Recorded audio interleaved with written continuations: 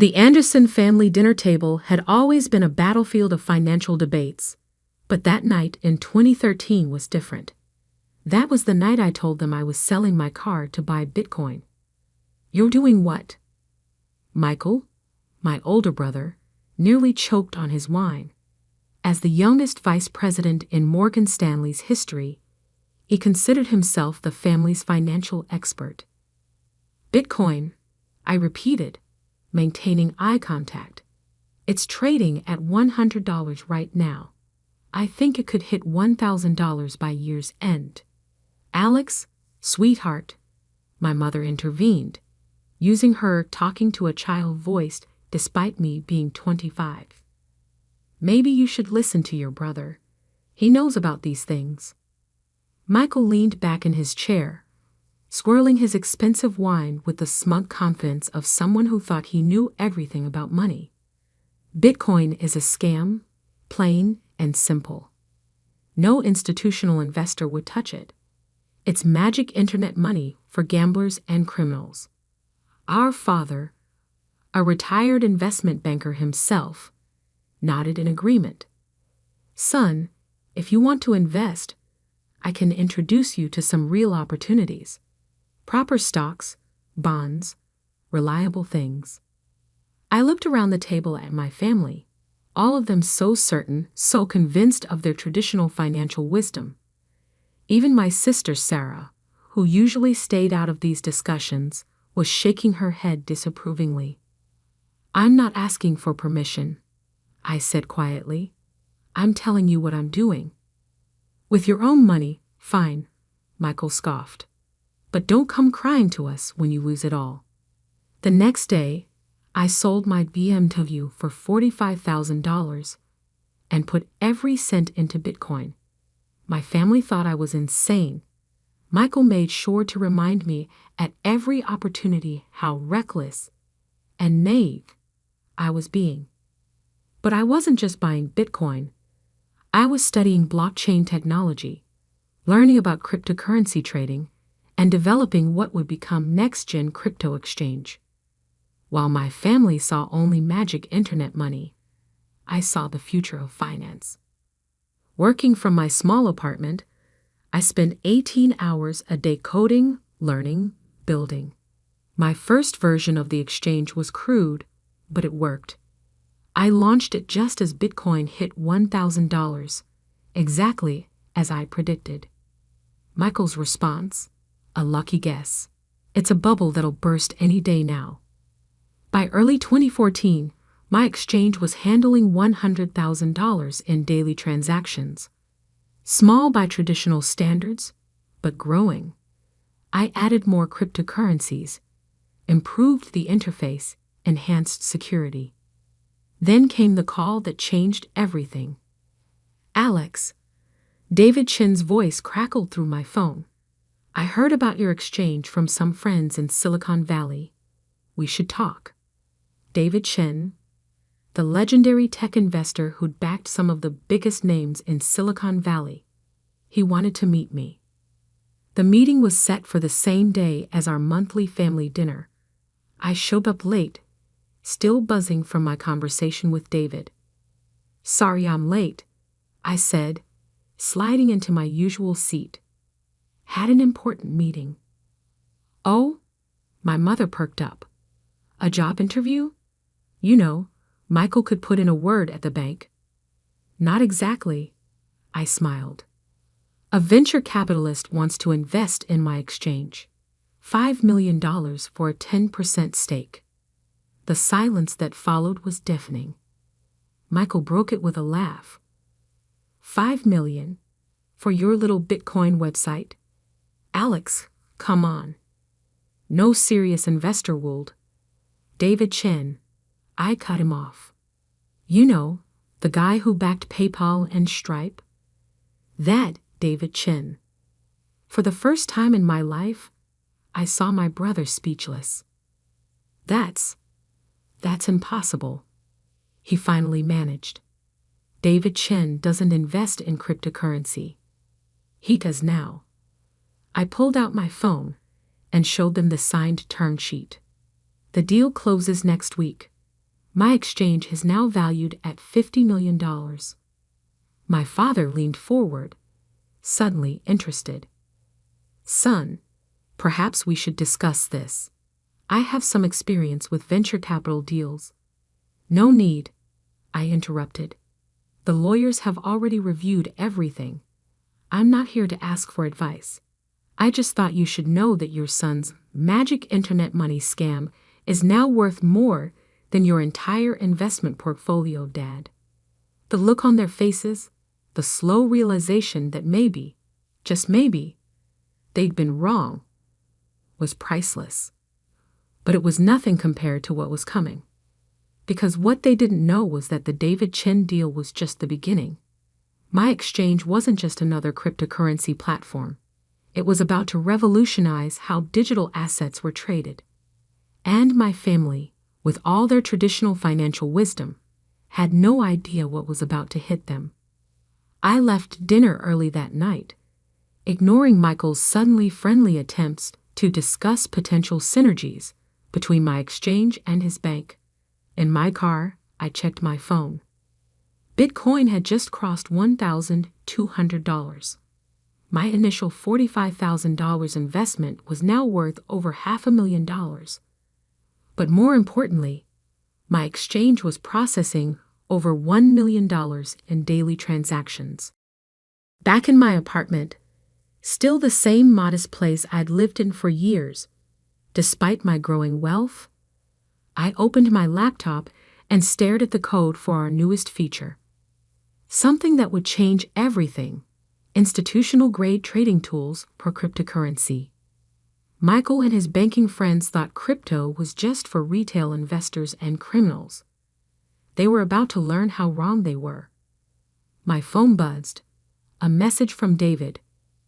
Alex, the board loved your presentation. We're ready to fast-track the expansion. How soon can you launch the institutional platform? I smiled, thinking about Michael's dismissive comments about magic internet money. 3 months, I typed back, just in time for the next family dinner. As I worked through the night, my mind wandered back to all the family dinners where I'd been lectured about real investing. All the times Michael had talked down to me about financial markets.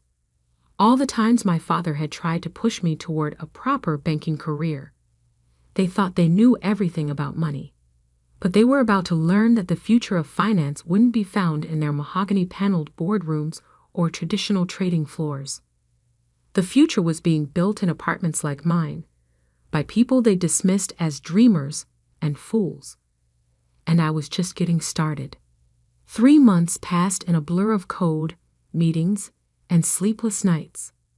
NextGen Crypto Exchange wasn't just growing, it was exploding.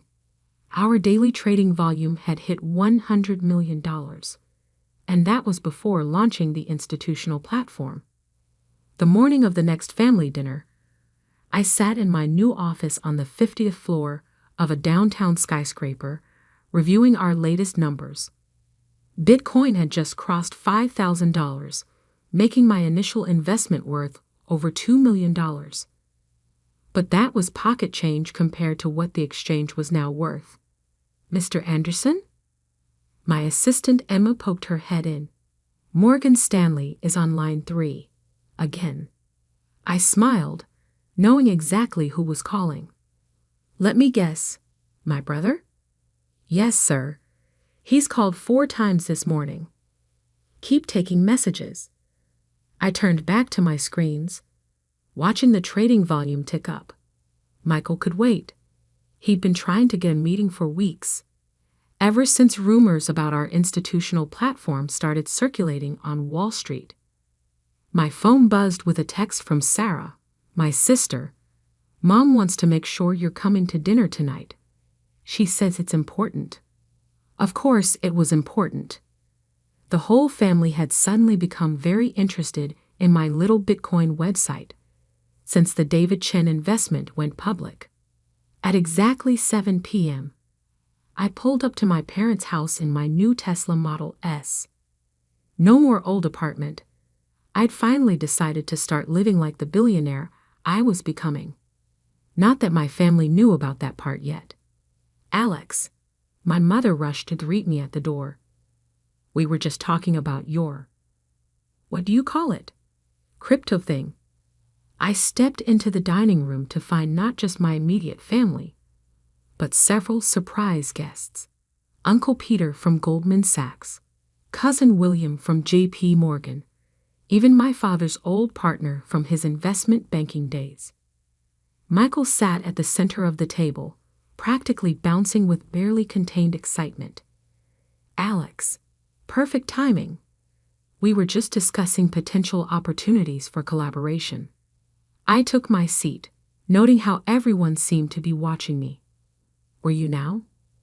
Yes. Uncle Peter leaned forward. Michael tells us your platform is doing quite well. We'd love to hear more about it.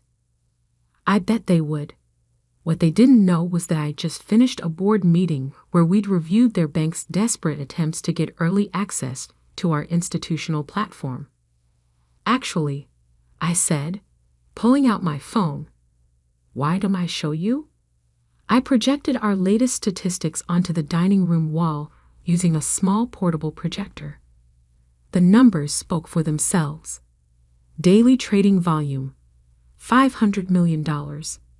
Active users, 2 million. Institutional clients waitlist, 400 plus. Platform valuation, $2.8 billion. The room went silent. That's impossible. William stuttered. Those numbers can't be right. They're actually outdated, I replied calmly. This morning's volume crossed $600 million. We're the fastest growing cryptocurrency exchange in history. Michael's face had gone pale. But you never said. You never asked, brother. Too busy telling me how cryptocurrency was a scam, remember? My father cleared his throat. Son, with numbers like these, you must be thinking about taking the company public. I have some contacts at Goldman who cooled. We don't need traditional investment banks, I cut him off. In fact, as of next week, they'll need us. I pulled up another screen. The preview of our institutional trading platform. NextGen Prime launches Monday. It's going to revolutionize how banks and hedge funds trade digital assets. We've already signed partnerships with 3 of the top 5 financial institutions in the world. Which ones? Uncle Peter demanded. I'm afraid that's confidential, but I'm sure your bank CEOs will tell you soon enough. They've been quite enthusiastic in our meetings. The atmosphere in the room shifted. Suddenly, I wasn't little Alex playing with internet money. I was Alexander Anderson, the CEO they'd been desperately trying to meet. Now, I continued, I understand several of your institutions have been trying to schedule meetings about potential partnerships. Nods around the table. Those requests go through our institutional sales team, just like everyone else's. No family shortcuts. Michael stood up abruptly. This is ridiculous. We're your family. We have decades of banking experience. You need our expertise. I laughed softly. Need your expertise? Michael, your bank's entire crypto trading desk has less daily volume than what our platform processes in an hour. What exactly could you teach me about this market? But the risks, the regulations,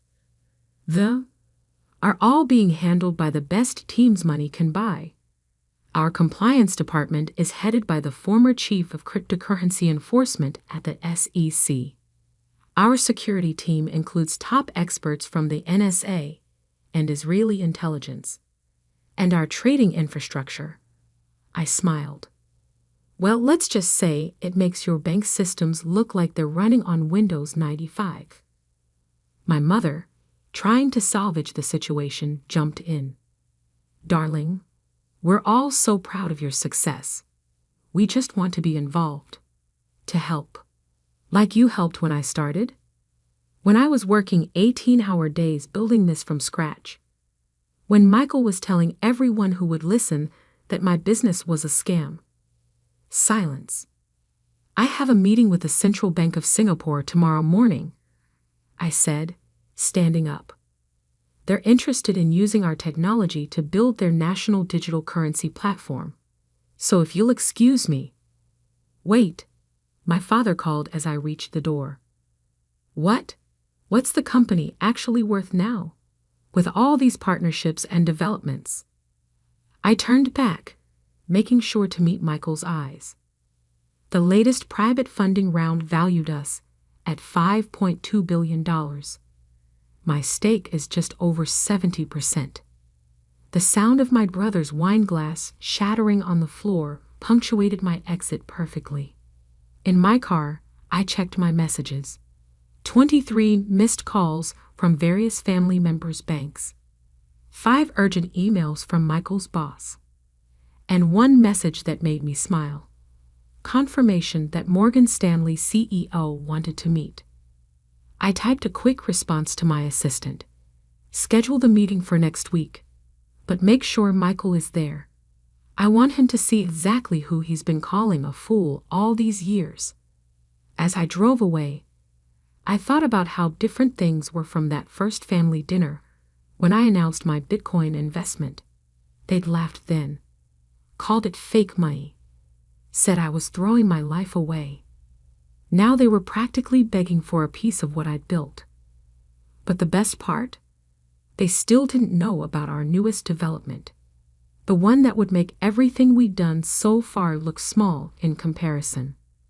The one I was saving for our next family dinner. The meeting with Morgan Stanley CEO was scheduled for 10 a.m. in our New York headquarters. I made sure Michael would have a front row seat to what was coming. I sat in my office, 52 floors above Manhattan, watching the morning sun glint off neighboring skyscrapers. The wall of screens behind my desk displayed real-time trading data from NextGen's platforms. Over $2 billion in trading volume already. And it wasn't even lunchtime. They're here, Emma announced through the intercom. Send them up. And Emma? Make sure the presentation is ready. The elevator doors opened to reveal Morgan Stanley's entire executive team, led by CEO James Harrison. Michael trailed behind them, trying to look important, but clearly uncomfortable. Alexander. Harrison stepped forward, hand extended. Finally, we meet in person. I gestured to the conference room where the wall-to-wall windows offered a stunning view of the city. Please, make yourselves comfortable. As they took their seats, I noticed Michael's eyes darting around, taking in every detail of our office. The state-of-the-art trading floor, visible through glass walls. The hundreds of employees bustling about. The massive screens showing our global operations. Quite an operation you've built here, Harrison began. Your institutional platform has certainly caught our attention. Yes, I smiled. I believe you've been trying to get a meeting for. How long, Michael? My brother shifted uncomfortably. Alex, 3 months. Harrison cut in. Which is why we're here today. We want to discuss a potential partnership. Morgan Stanley has significant resources that could help expand your platform's reach. I leaned back in my chair.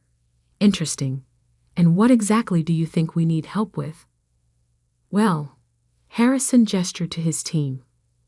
We have decades of experience in traditional finance, global infrastructure, regulatory relationships. Let me stop you there. I pressed a button, and the room's screens came to life. Let me show you something we haven't made public yet. The screens displayed a global map with pulsing lines connecting different points. This is NextGen's current network. We process more transactions per second than all major stock exchanges combined. Our security protocols are 3 generations ahead of anything in traditional banking, and our regulatory compliance systems are being studied by central banks as a model for the future. I switched to another screen. But that's not why you're really here, is it? You're here because of this. The screen showed a preview of NextGen's newest platform, introducing NextGen Bridge, the future of global finance.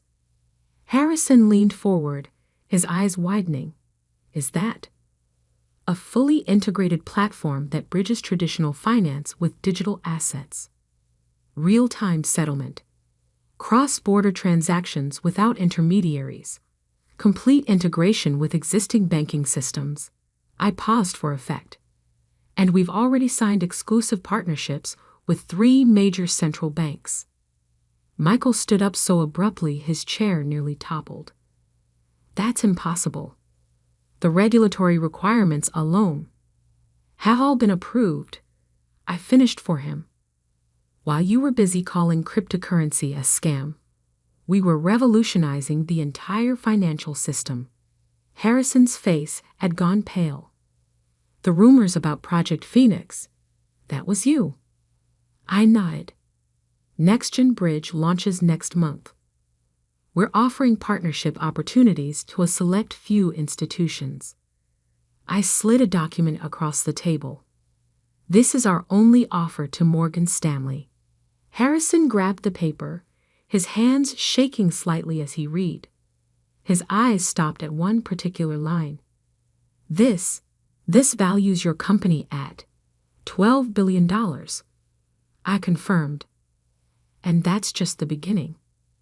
Michael looked like he might faint. The brother who had mocked my magic internet money was watching his bank negotiate for scraps from my empire. The terms are non-negotiable, I continued. You have 48 hours to decide. After that, we move on to the next bank on our list. But we need time to conduct due diligence, Michael sputtered. To review the technology. No, you don't. I stood up. Because every minute you spend deciding is a minute your competitors could be signing with us instead. Isn't that right, Mr. Harrison? Harrison was already pulling out his phone. I'll call an emergency board meeting for this afternoon. As the Morgan Stanley team filed out, Harrison paused at the door. Michael never mentioned his brother was building something like this. No, I smiled. He was too busy telling everyone it was a scam. After they left, I sat alone in the conference room, thinking about how far things had come from that first family dinner. My phone buzzed, a message from Sarah. Mom's planning another family dinner next week. Says it's important we all talk about recent developments. I texted back. Perfect timing. I have something to announce. What my family didn't know, what even Morgan Stanley didn't know, was that NextGen Bridge was just the beginning. The real bombshell would come at that dinner. The week passed in a blur of activity. Morgan Stanley signed our partnership agreement within 24 hours. 6 other major banks followed suit. NextGen's valuation jumped to $15 billion. The night of the family dinner arrived. This time, I had my driver take me in the Rolls-Royce. Might as well embrace it fully. The usual suspects were all there, plus a few new additions. More interested family members who had suddenly remembered my existence. Alex. My mother hugged me tightly. We've been reading all about your company in the news. Why didn't you tell us it was so successful? You never asked, Mom. Too busy worrying about my poor life choices, remember? Michael sat in the corner, nursing a drink. He'd been demoted at Morgan Stanley after the partnership negotiations, apparently failing to recognize a revolutionary financial technology being built by your own brother wasn't great for a banking career. My father stood up, champagne glass in hand. I'd like to propose a toast to my son, Alexander, who has proven us all wrong and built something truly remarkable. Actually, I interrupted. I have an announcement to make first. All eyes turned to me. NextGen isn't just launching a new platform. We're going public next month. I paused, letting that sink in. Initial valuation estimates put us at $30 billion. My stake will be worth approximately $21 billion. The room erupted in chaos. Glasses dropped. People started talking all at once. But more importantly, I continued, raising my voice slightly, we're establishing the NextGen Foundation, a $5 billion initiative to fund technology education and entrepreneurship programs. That's wonderful, son, my father managed. Yes, is. And here's the interesting part. It's specifically aimed at funding innovators whose families don't believe in them. People like me, who have to sell their cars to fund their dreams because their own flesh and blood won't even listen. The room fell silent. The Foundation's first program, a scholarship for young entrepreneurs. The qualification essay topic. How did your family discourage your dreams? I stood up, straightening my jacket. Oh, and one more thing.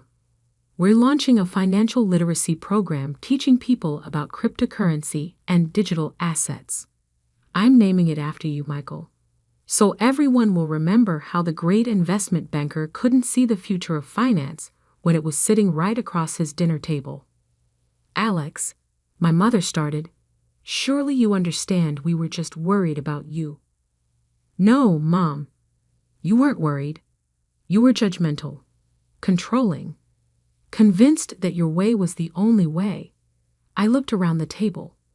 All of you were, and now you're all trying to get a piece of what I built despite you. I walked to the door, then turned back.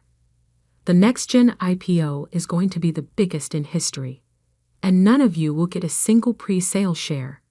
Instead, I'm allocating those to young entrepreneurs who, like me, have families that don't believe in them. But we're family, Michael protested weakly. No, I replied. You're just people who share my DNA. Family supports each other. Family believes in each other. Family doesn't mock dreams or call innovation scams. I pulled out my phone and showed them one final screen. NextGen's new headquarters under construction. A 100-story tower that would dominate the city skyline. See that? I pointed to the location. It's being built right across from Morgan Stanley. Every morning, Michael, you'll look out your office window, assuming you still have an office, and see my name on the tallest building in this city. As I left, I heard the chaos erupting behind me, but I didn't look back. In my car, I opened my laptop to check the latest trading volume. $5 billion and counting. My phone buzzed one last time. A message from Sarah. They deserved that. And for what it's worth, I always believed in you. I smiled. Maybe one family member got it right. The next morning, I stood in my office, watching the sun rise over the city. The headlines were already rolling in about NextGen's IPO announcement. The financial world was in a frenzy. Emma came in with my morning coffee. Your brother's been calling again. Let me guess. He wants to discuss pre-IPO shares. Actually, she smirked, he wants to know if we're hiring. Apparently, Morgan Stanley is downsizing their traditional trading desk. I laughed. Tell him to apply online, like everyone else. As I looked out at the city, I thought about that first Bitcoin purchase. The car I sold. The dreams they mocked. The future they couldn't see. Sometimes success isn't just about proving others wrong. It's about proving yourself right. And sometimes the sweetest revenge isn't in the billions you make. It's in watching those who doubted you realize just how wrong they were. My phone buzzed again. Bitcoin had just hit a new all-time high. I smiled. The future of finance was here. And I owned it.